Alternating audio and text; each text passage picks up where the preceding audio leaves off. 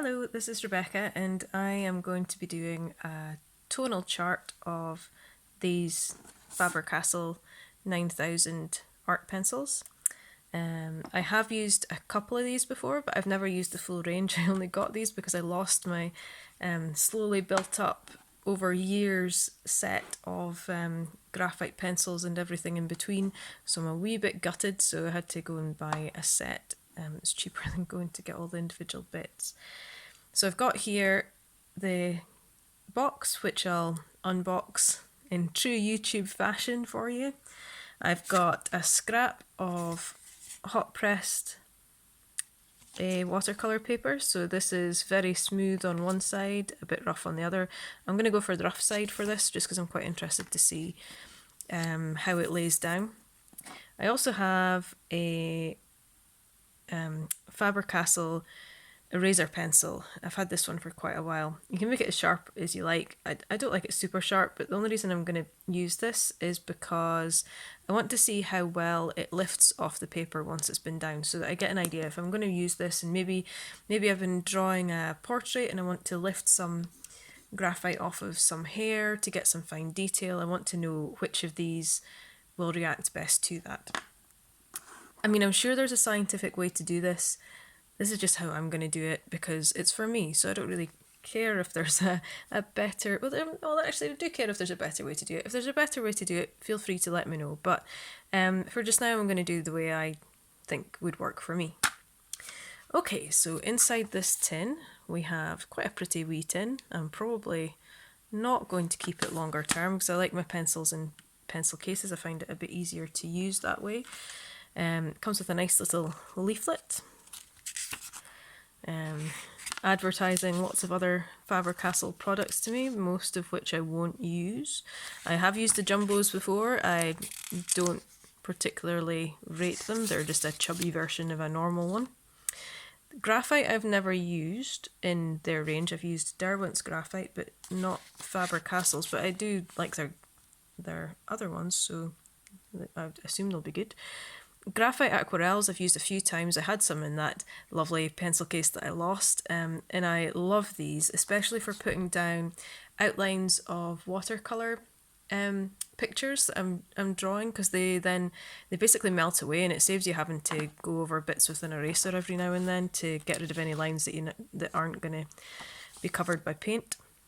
Natural charcoal.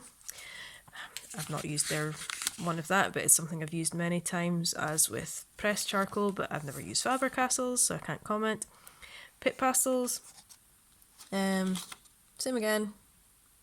Haven't used these ones. This is a rubbish review. Here's a bunch of stuff I've never used, guys. And then Pitt artist pencils, so I haven't used these either. What I will say is that I do use quite often Faber Castell's polychromos pencils, which are probably their most professional pencil. It's got a higher light fast rating than the other ones, so it'll last longer if you're doing something that is going on someone's wall and they want it to last more than a kind of 20-year period without fading. Here is a leaflet. With the polychromos on it. There we go. And on the other side, it's got a pencil. Well, maybe they're not polychromos. Maybe it's something else. Well, they come in a really similar package, so yeah. Okay, so on to the good stuff. Right. I'm just going to take these out one by one. There's 12 in the pack, so I'll roughly try and get 6 in each half. And I'll start with the lightest, which is a 2H, and I'll go up to the darkest, which is an 8B. Right, so I'll just crack on and we'll see how this goes. So I'm not going to do anything particularly fancy. Well, this is quite a dark 2H actually, maybe because it's quite sharp. I'm just going to lay this down like I would ordinarily use a pencil, so I quite often go in with a kind of flattish side-on motion, and sort of go side by side, but also in small round circles, and then I'm just going to say this is the 2H. So I'm going to extend that out a wee bit so that I have plenty of space for... This is a wee bit messy. At least it's kind of true to form. Like a lot of people I see on YouTube, and actually people that I look at for reviews and techniques and ideas, they do these really lovely little colour charts, and they make a nice little square, and then they go in afterwards and they fill in the square, and it's all lovely and lovely, but I don't work like that. I find it quite stressful. I'd rather have a little squiggle that isn't necessarily the nicest squiggle in the world than a square that isn't perfectly neat. And I'm not going to take the time to draw out a whole pile of perfectly neat squares just to fill them in with a bit of graphite. This is not something that is going to be a deal breaker. I wouldn't even ordinarily do this before going into draw. Because there's 12 of them in it, I haven't worked with the full range before, I thought I'd give it a wee bash and see what comes up. So that was the F we just finished there. We're on to good old HB. Hopefully we can see that there's quite a nice progression going on here. I'm not sure how that's going to look on camera for you, but hopefully you can see that. As you'll probably have noticed, I'm putting down a couple of layers, just one on top of the other, just to try and get a semi-smooth wee layer there. So we're on to B's. So the ones I would normally use, I'd normally do my base drawing. If I'm doing a purely graphite portrait, for example, I'd do my base drawing with a 2H. I wasn't taught initially to do that, but later on in life I went to a very good local artist to relearn my ABCs. After years of art school beating out ABCs, I wanted to go back and relearn them with the added knowledge that I had from art school. That's a whole other story altogether. Yeah, so I go in with a 2H, I put down a base layer, just get my outlines done, maybe start doing a bit of fill into kind of highlighting or circling off and marking off where my highlights are, so that I make sure I don't draw over them.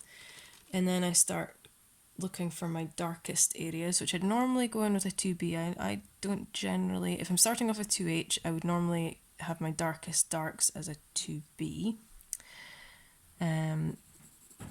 But I'm thinking about going back to doing a kind of amalgamation of what I was originally taught, which would be to start with a B and work your way up from there. So maybe go between a B and a 4B, but that'll be quite a different style of portrait.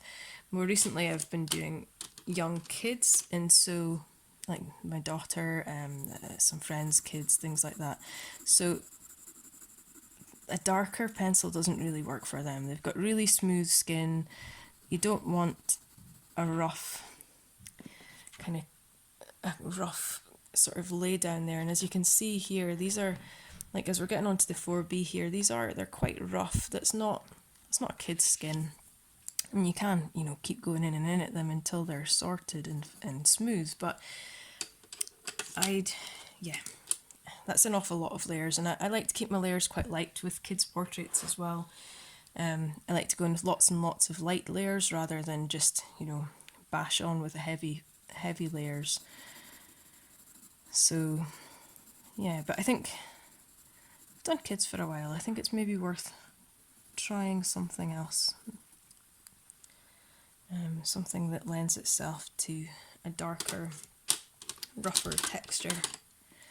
Like a fisherman or something.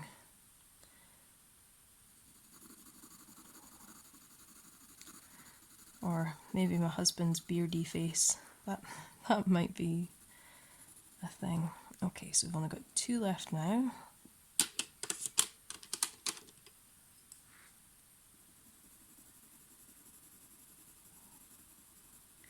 And they do seem to be progressing quite nicely. I've seen some recent reviews with some artists that I follow of unboxing and doing this with, I can't remember what, I think it was, no, I can't remember what brand it was, but it clearly wasn't these ones, because these are showing quite a nice progression. We're getting softer texture and darker layers as we're going up. I guess arguably the 5, 6 and 7, there's not a huge variation there, but there's definitely a distinct kind of gradation going on here. Whereas some of the ones I've seen recently had quite big jumps, and these were all over the place, which would make it really hard to work with as an artist. If you're kind of going into your tin and you're expecting a 2B to do what a 2B would do, and then you go in with a 5B and they're basically doing the same thing, it's not going to be a particularly nice experience. So just so that you can see clearly, we've got a fairly nice range going on there.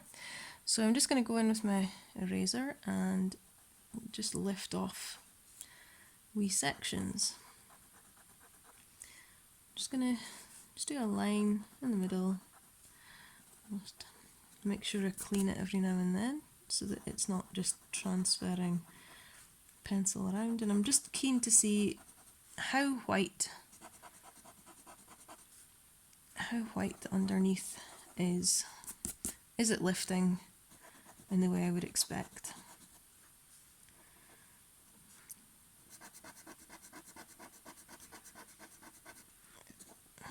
This eraser is not necessarily the best eraser for lifting graphite.